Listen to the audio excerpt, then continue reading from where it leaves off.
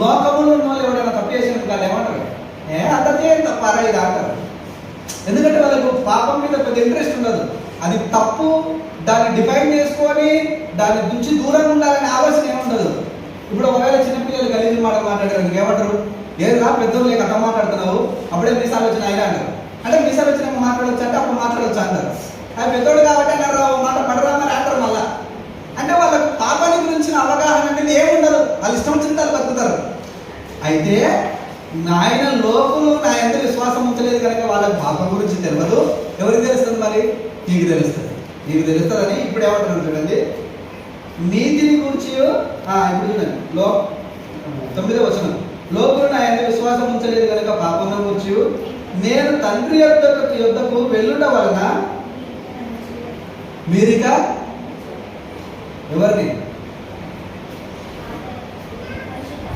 ఎవరంటారు అమ్మా?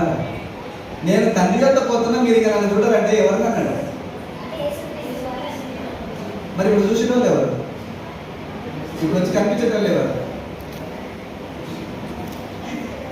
నేను పైకి పోతున్నా, నేను మనకి కనిపించను రా అన్నాడు కదా దేవుడు.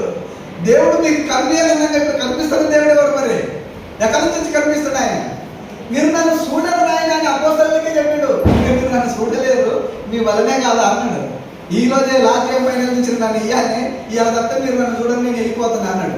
ఆయన అంతా స్పష్టంగా చెప్పినప్పుడు దేవుడు నాకు కనిపించి సెలవిస్తున్నది ఏమనగా అంటే నువ్వు కొత్త పుస్తకం రాసుకోవాలి. ఇక బైబిల్ పక్కన పెట్టి నువ్వు 67వ పుస్తకం చేయండి కావాలి దానికి. ఎందుకంటే ఆయన కనిపించాలనే అన్ని మాటలు చెప్పాడు. నేను మీతో ఉన్నప్పుడే సత్యం చెప్తున్నానంటే నేను ఉన్నప్పుడే చెప్పాల్సిన అన్ని చెప్తున్నాను. ఆయన అన్ని కంప్లీట్గా చెప్పినాయి. గుర్తుపెట్టుకోండి, మీకు మర్చిపోతారు కాబట్టి పరిశుద్ధాత్ముడు దాన్ని జ్ఞాపకం చేస్తారని కూడా చెప్పిండు. చెప్పాల్సిన విషయాలు అన్ని చెప్పినాక ఇవాళ నీకు దర్శనంలో వచ్చి సపరేట్ చెప్పినట్టే నువ్వు పుస్తకం రాయాలి. నువ్వు ప్రవక్తవు, నువ్వు పుస్తకం రాయాలి తప్పదు. కానీ ఆ పుస్తకాన్ని తీసుకొచ్చి బైబిల్ కట్టి 67వ పుస్తకం అవుతుంది. ఎవరికి దర్శనాలు వస్తే ఆ పుస్తకాలు రాయాలి, బైబిల్ కట్టించుకోవాలి. అప్పుడు ఇంతలా అవుతుంది బైబిల్. అన్ని చదువుకుంటూ పోవాలి. అప్పుడు దేవుడు ఏం చెప్తున్నాడు అంటే నేను పోతున్నాను ఆయన మళ్ళీ మీరు నన్ను చూడరు. ఆయన చూస్తే ఎప్పుడు 2వ రాకడలో చూస్తారు. ఇప్పుడు మరి అంతవరకు ఆయన చూసేది ఎవరు, నడిపించేది ఎవరంటే వేరొక ఆదరణకర్తను సత్యస్వరూపేగా ఆత్మను పంపిస్తున్నా.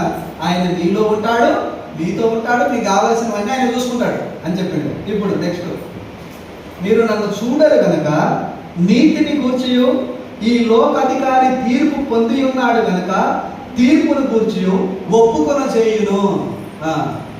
నెక్స్ట్ డే తీర్పు ఉంటుంది. అంటే మనకు ఒక భయంతో కూడిన భక్తి